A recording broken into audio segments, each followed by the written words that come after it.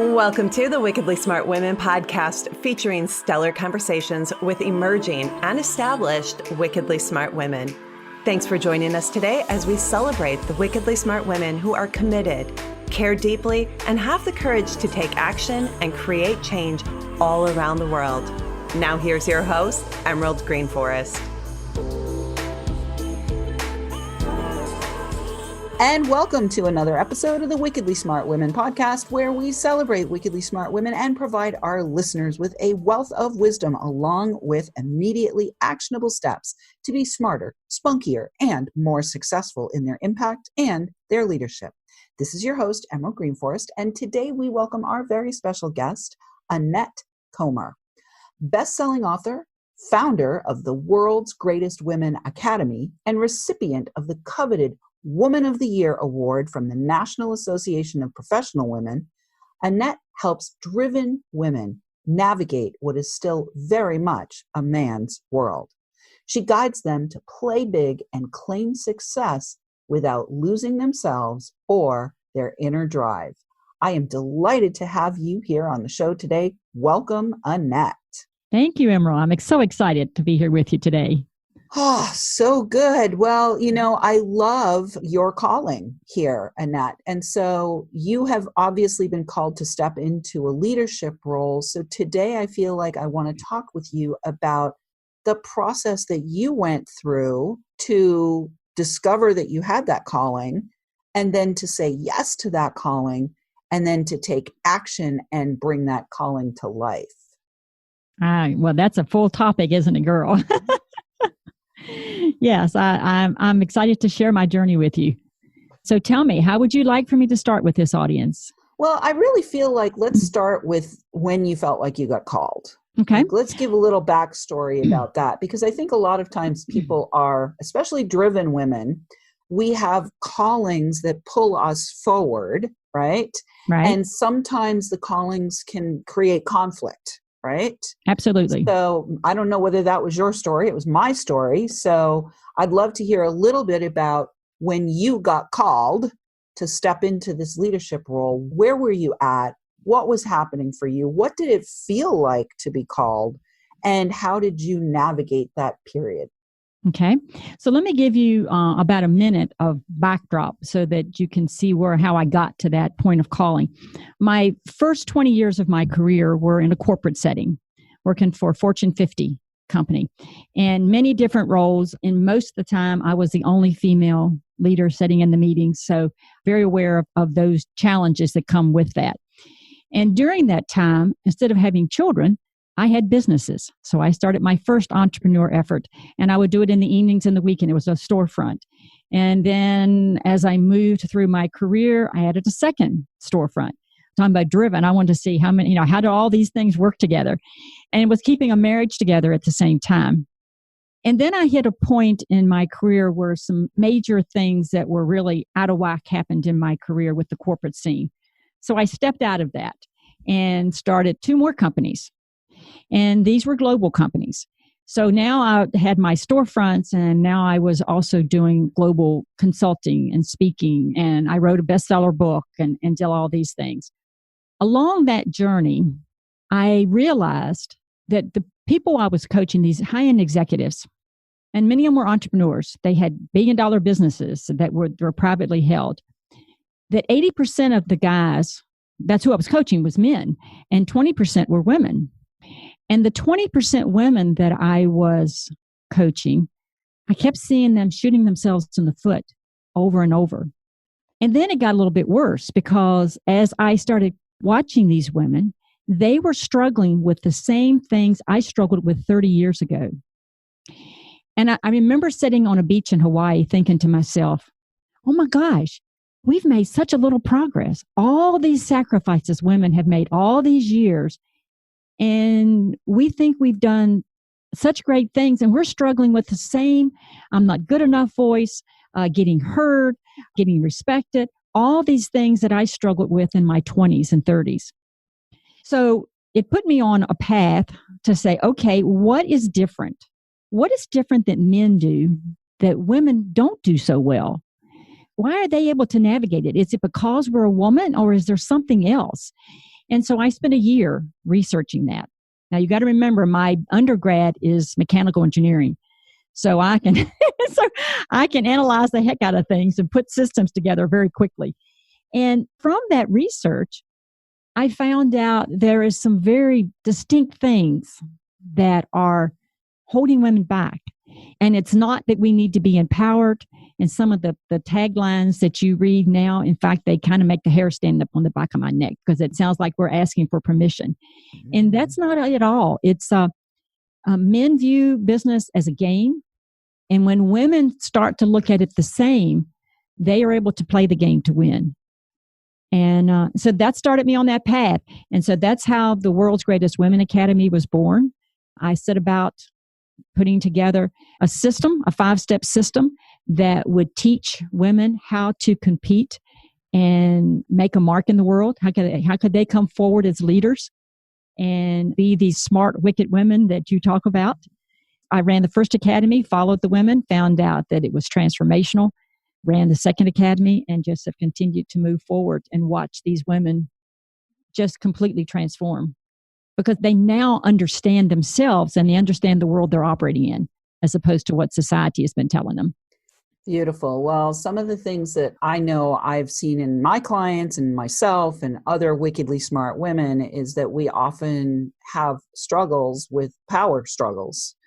And and the strategies that are important to exercise when you're in those power struggles, I'm sure you have quite a number of those strategies. So I'd love to have you talk either about your own personal power struggles and strategies that you've used to step out of power struggles and into more partnership and collaborative types of dynamics, right? Mm-hmm.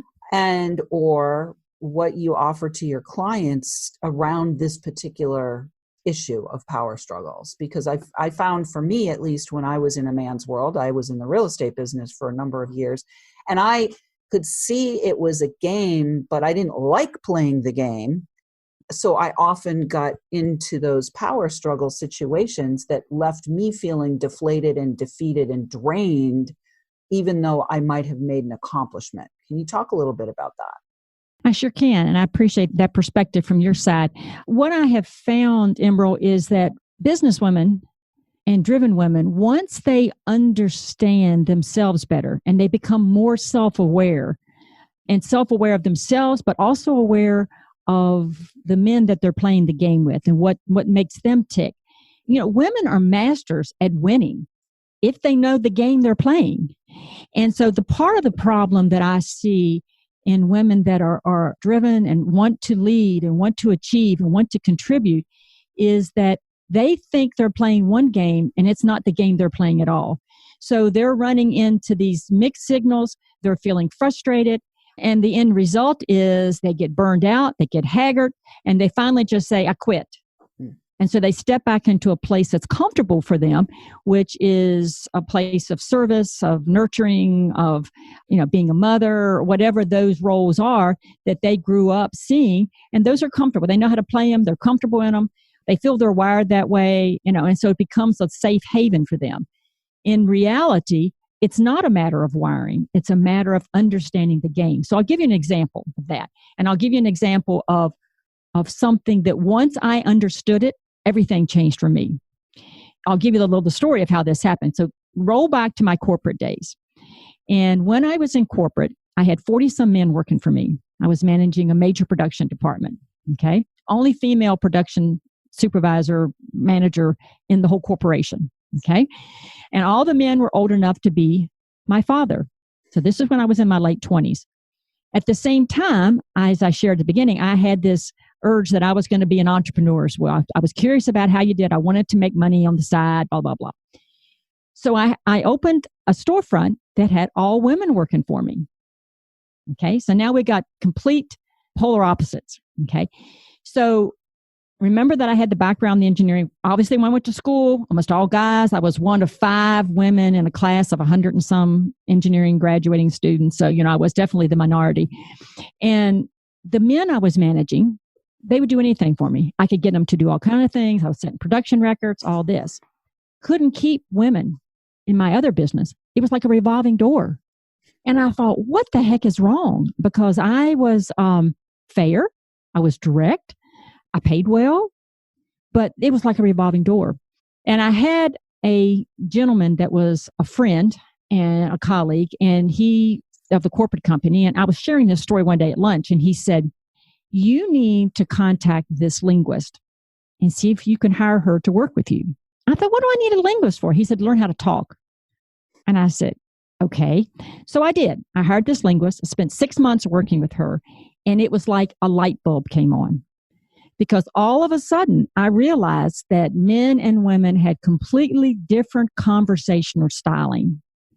And I realized that if I could learn to flex my styling, I could reach a leadership position in both of those companies, in my private company as well as the corporate company that I worked for.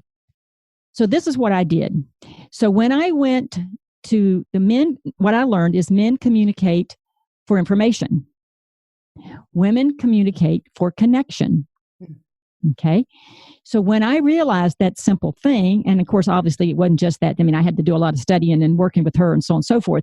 But how I changed is that when I went and worked with the men that worked with the 40-some men, I continued to be very direct, nothing fluffy. If I wanted something to do, I got right to the point and realized that when I was communicating with them, I was communicating for information. The women, I went in with the same list of to-dos. However, I spent the first 5 minutes talking to them about Johnny's baseball game they went to last night and that great cake recipe they gave me that was absolutely delicious that I served over the weekend. I connected with them and then went to what we needed to do in the business for it to continue to progress.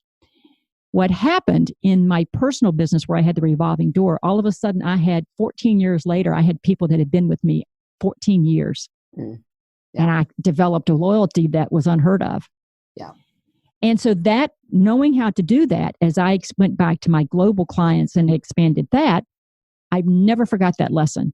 And as I propelled myself through my career, it's been, so in all my dealings, I always think, who am I dealing with? Why are they communicating? What are they communicating for? And then in the academy, obviously I go very deep in that communication pillar, talking about, what do we do that's mistakes? How do we need to flex our style if we're trying to lead in the situation where men are a major component or women are the major component, and that you've got to be able to flex your style. You just experience frustration. Beautiful. Well, does that help? Yeah, that's beautiful. And we are already at the break. So when we come back, we'll talk a little bit more about your pillars and ask you a few more questions about boundaries and money in particular. As somebody who's had lots of businesses and made a lot of money on the side, I think our Wickedly Smart Women would like to hear from you about that as well. But right now, Wickedly Smart Women, we need your help. First of all, how's Johnny today? Hope he had a great day at school. I'm going to just apply the lesson right away. If you are enjoying today's show and want us to stay on the air, please consider making a donation at www.wickedlysmartwomen.com. We'd also like to ask you to share with your lovely lady friends who you think might benefit from our content. Help a gal out and let your sisters, mothers, daughters, friends, and colleagues know about this show so that we can serve them too. I want to say a big thank you to all of our listeners who are downloading, rating, and reviewing. We are already an Apple Top 100 ranked podcast, and we are welcoming thousands of downloads from all over the world. I want to shout out this week to our listeners in Virginia, where Annette is from, and we'll be right back.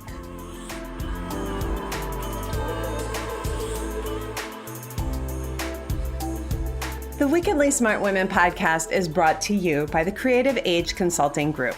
Women, are you ready for a big revenue breakthrough so you can stop working like a man and being paid like a woman? Are you ready to take the leap and go deep to claim your value and convert your wisdom to wealth? Is now the time to fulfill your mission and change the world? Creative Age Consulting Group is hired by women just like you who want to break through to their brilliance and be heard by millions while building a sustainable business model that makes bank. Please visit apply.wealthylifemethod.com to apply for an invitation-only consultation. If you have been inspired to receive support in welcoming wealth by making your most heartfelt contribution to the world, be sure to apply for a consultation today. Once again, that is apply.wealthylifemethod.com, or click in the link in the show notes to access the application.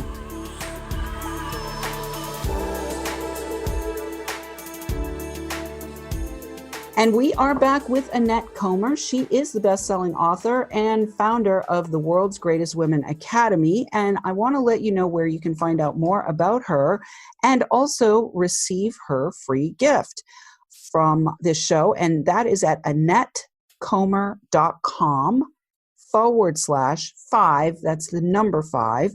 Pillars, Pillars. We'll have that for you in the show notes. So before we went to the break, we were talking about communication styles. And what I'd love to hear from you right now, Annette, is a little bit more about the 5 pillars of performance, which is what they are going to get when they get that free gift. You mentioned that communication is one of the aspects of your pillars of performance. So can you talk just a little bit, just briefly give us a little bit of a taste of what your other 5 pillars are that you help clients with?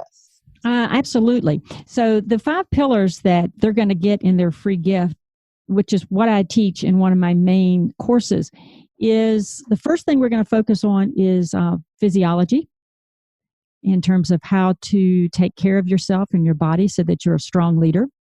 The next thing we're going to focus on is psychology, in terms of how do we work on our mindset. And that all ties into all kinds of things, not only the conversations that happen in your head, but, how do you eat to make sure that you stay mentally sharp and all of those kind of things.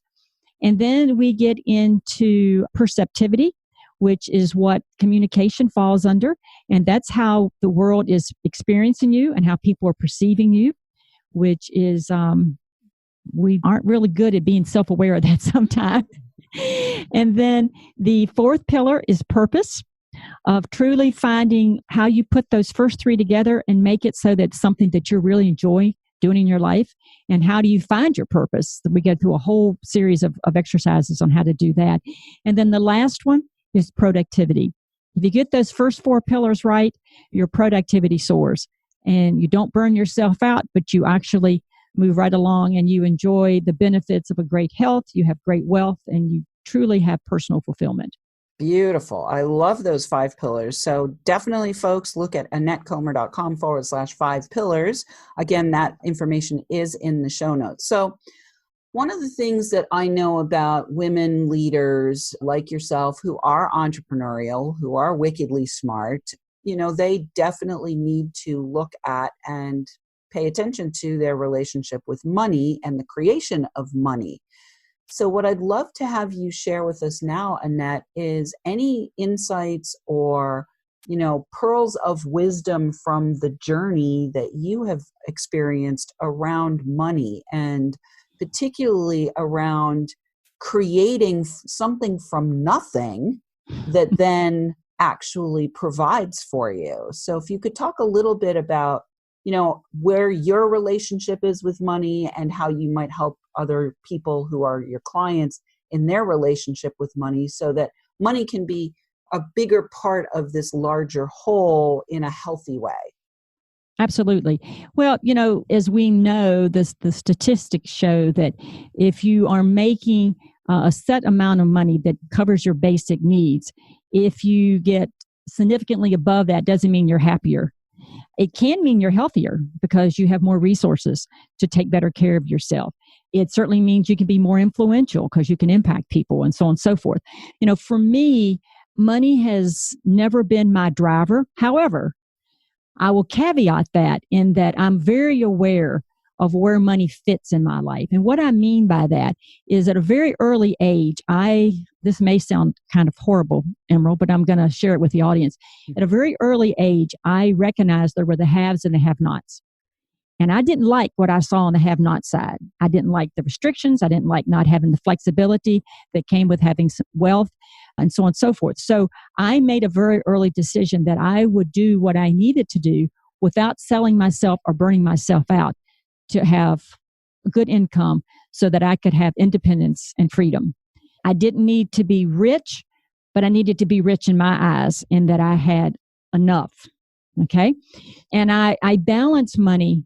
It's that pillar thing. Okay. We just talked about the 5 pillars, and where money fits into the pillars that I rule my life by is my relationships, my relationship with my family, my husband.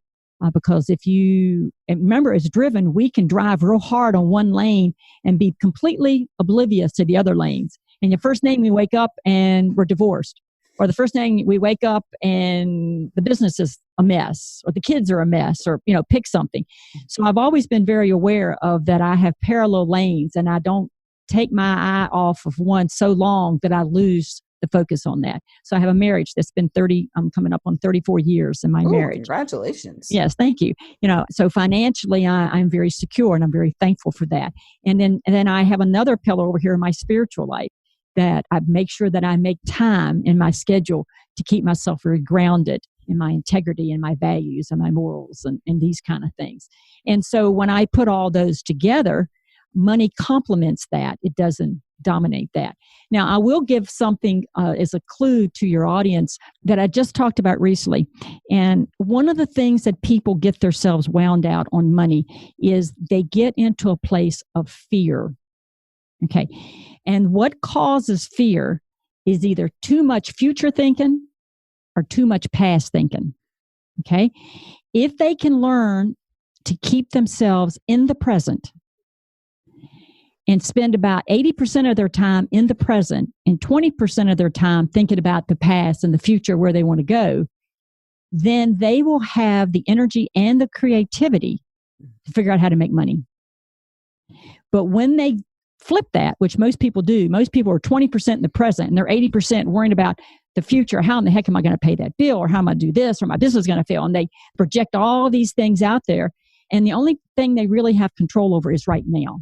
And that's been a real secret for me, Emerald, is that I don't I catch myself real quick if I start to venture out into that fear, and then I can't come up with the creative ideas to solve the problems in my business or solve the financial concerns. Yeah. I want to actually distill a distinction there, because we are talking to women some of whom may be entrepreneurial or thinking about becoming entrepreneurial. Right. I think what I'm hearing, and I just want to affirm that I'm hearing it correctly, is there is a place for putting out a plan for your future. Oh, absolutely. Right? There is a place for that. However, in the day-to-day actions that you're taking and in the moment-by-moment choices that you're making, what I'm hearing you say is, make the plan and start working towards the plan, but don't pin yourself out into the future in such a way that it creates tension and aggravation and stress and closes down your creative capacity. Did I hear that correctly? That's correct. Because if you create the plan, which we all should do, and you know where you want to go, because you can't go if you don't know where you're going. Okay. So you know where you want to go, but what most people do, they stay there. They fret about how they're going to get there. And so they're actually thinking in the future, where if they say, this is where I want to go now, what can I do today to get to that? And then when I finish that today, and tomorrow comes, when I wake up tomorrow, I say, okay, what can I do today? Which is now the next day. What can I do this day to make a small step toward this place that I want to be? And the funny thing about that, if you're able to do that, you wake up each day intuitively knowing what the next step is you have to do. It's a beautiful thing when you come to trust it. Totally. I hear that. And it takes away your fear, because if you don't feel that, then you wake up and you think, oh my gosh, how am I ever going to get out there? And you get into this, your shoulders get tight, your stomach gets messed up, you get crabby, we all know, we've all seen it in ourselves. It's a pitiful sight. And you become bitchy with your team members. No, right. Absolutely. Absolutely. And we know if you're running a company, whether you're working for somebody else or yourself, that energy just permeates through your staff. And they pick up on it so quick, and you wonder why they're behaving so poorly. Well, it's coming right from you. You've set the energy out. Exactly. I love that. Well, we are already at the end of the show. And how could that be? So fast. Oh my gosh, so Emerald. Fast. It's amazing. And I am just so grateful. Listeners, definitely check out Annette and her 5 pillars at AnnetteComer.com/5 pillars. Again, we'll have that in the show notes. I'm so grateful that you were able to come and be with us today. Annette, thank you so much. Listeners, we love feedback. Please let us know what you thought of today's show by calling into our new listener line at 540-402-0043, extension 4343. Or send in questions or guest suggestions to listeners at wickedlysmartwomen.com. We might even give you a shout out on the show. Thanks for tuning in. Keep your ears open. And remember, you are a wonderful woman. Thanks for tuning in, downloading, and listening. Be sure to review and rate Wickedly Smart Women on Apple Podcasts and share with other women who can benefit from today's episode. Wickedly Smart Women is the premier podcast series for informing, activating, and inspiring the leader who carries profound wisdom and knows that now is the time to welcome wealth.